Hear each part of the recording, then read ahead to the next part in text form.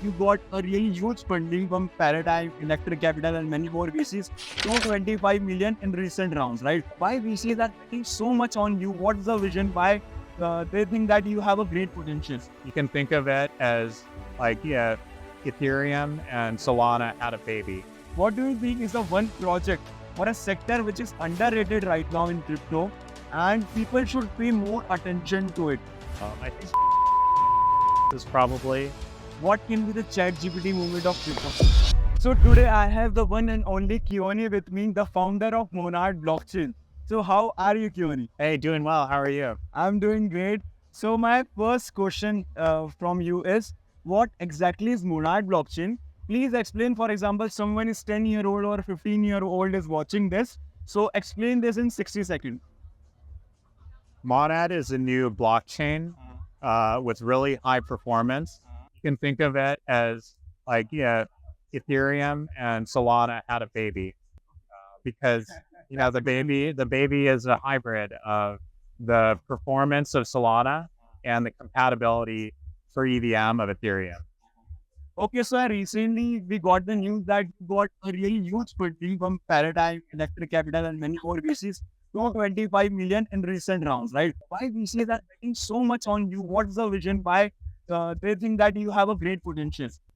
Yeah, I think it's two major things. The first one is the actual technology, and the second one is the strength of the community. I'll talk about both of those for just a second. On the technology side, Monad has been doing something that's fundamentally different from the existing efforts. Monad has gone really deep in building the execution system from scratch. Monad introduced parallel execution to the world, parallel execution for the EVM standard.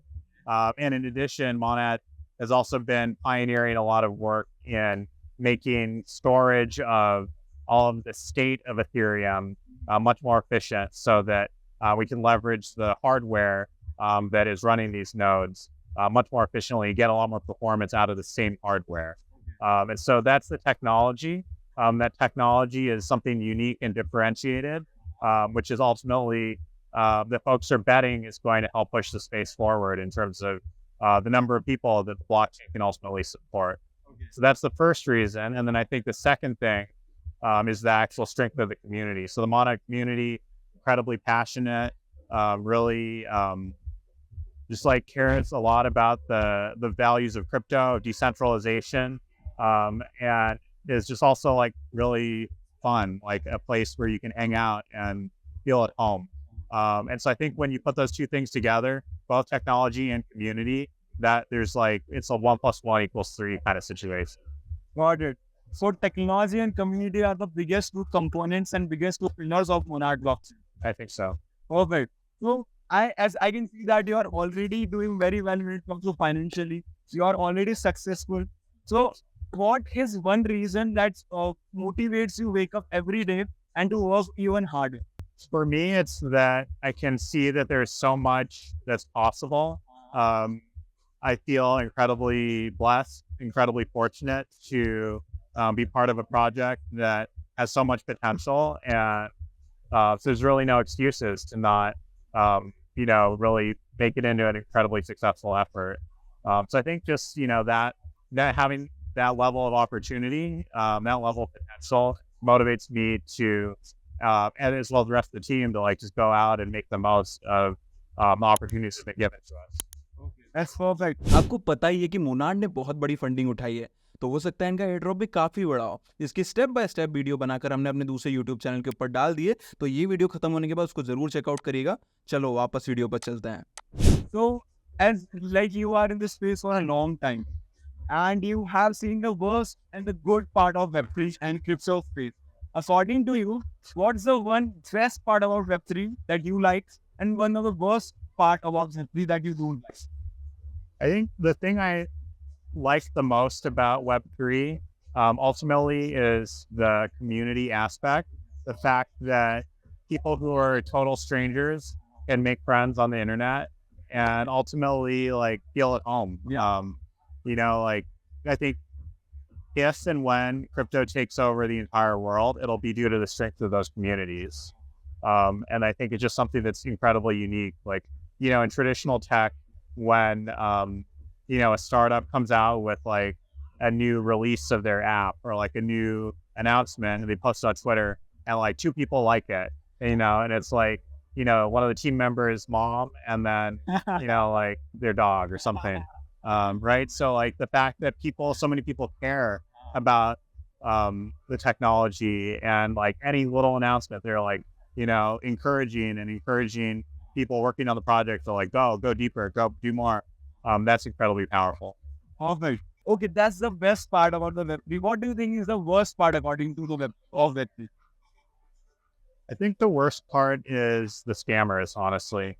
It's the fact that, there's right now, because it's kind of the Wild West, we're in such an early stage.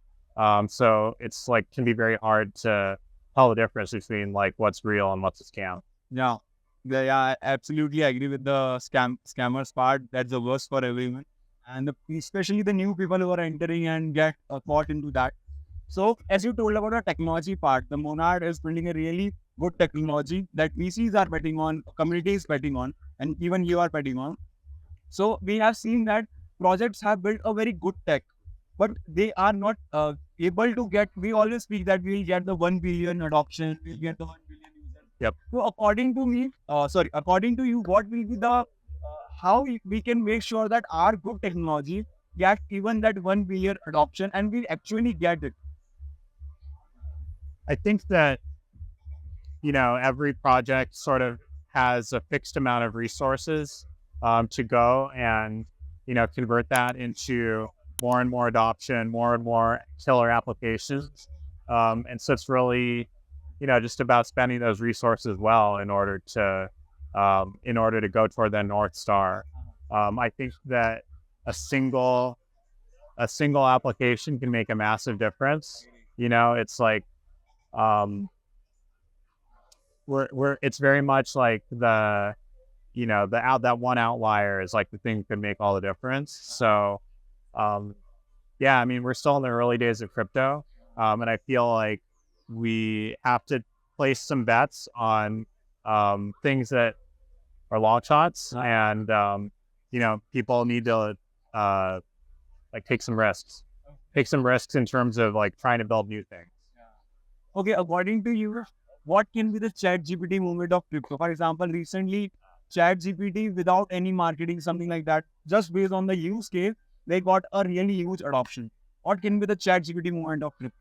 Yeah, I think the thing that's really unique about crypto is the interconnectivity, which, is manifested in a couple of ways, the community, and then also the composability aspect that's coming from shared global state and the fact all the apps are on the same environment and interact with each other. So I think that the ChatGPT moment for Web3 ultimately is some sort of social app that maybe like takes advantage or has some elements of a real game. Like when I was a kid, RuneScape was an incredible game. It was really fun. You could go log on with your friends. You could develop your character. There was an open economy, or there was an economy that you could earn coins and gather resources and level up your character. So my best guess right now at a chat that's at that moment for Web3 is something that's at that level of gameplay and that level of honestly addictiveness, where people want to keep coming back and keep playing with their friends. So it seems like you are very bullish when it comes to Web3 gaming. Yeah. Okay. So as you told about gaming sector, what do you think is the one project or a sector which is underrated right now in crypto and people should pay more attention to it? I think decentralized science is probably a little bit underappreciated right now. GSci offers the potential for reproducibility of experiments, as well as also funding of important scientific research in a decentralized manner. I think ultimately this can make science more rigorous because the returns can actually be reproduced, and also it can accelerate the pace at which we do make scientific discoveries that are ultimately valuable. Okay, so decentralized science, DeSci is the sector that you think people should see more in. I think so. Perfect. So right now you have many things on the roadmap. Which one thing you are very excited about right now of Monad? And also people should know about it. Yeah. I think Monad has done a unique job of building an incredible community. I think the community effort, not only from members of our team, but honestly from incredible members of our community, has put the project in a really like amazing position where there's so many people that are hugely excited about what's to come, and that can be a catalyst for a lot of growth of applications in the ecosystem. We can harness that energy to help build better applications. So I'm just really excited to see what comes of that. All of this energy, all of the fun, all of the memes, all of the lore that's getting created. I'm just excited to see that get manifested in mainnet. Perfect. So when can we expect the mainnet? Soon. Team's hard at work. It's probably going to be at least 6 months worth of testing against the testnet. But we're targeting end of the year to launch the mainnet. Okay. What things take time to build, right? Good things take time to build. That's right. You'd also talked about the meme part. What is your opinion when it comes to meme coins? I think the meme coins are interesting because they can very quickly create community. With the right meme can really captivate a lot of minds. I think one thing that's kind of confusing about meme coins right now is that almost all of them are, a single idea, like a single picture or a single like literal thing. And then it gets tied to a token like contract address. And then, people run with it. And if that was a good idea that has a lot of mimetic value, and the distribution is right, then that could end up growing into a big thing. But it'd be interesting to see like meme coins that somehow, maybe like in the early days, they haven't defined exactly what that one like image is, but it's just like a group of people that, like have some ties, have friendships, have some relationship already. Okay, perfect. Dynamic meme coins. Dynamic meme coins. Yeah. Okay, so you have years of experience when it comes to crypto and Web3 space. What will be your one advice for someone who's getting started into Web3 space and they want to make a big like you? They want to become successful in crypto. It takes time.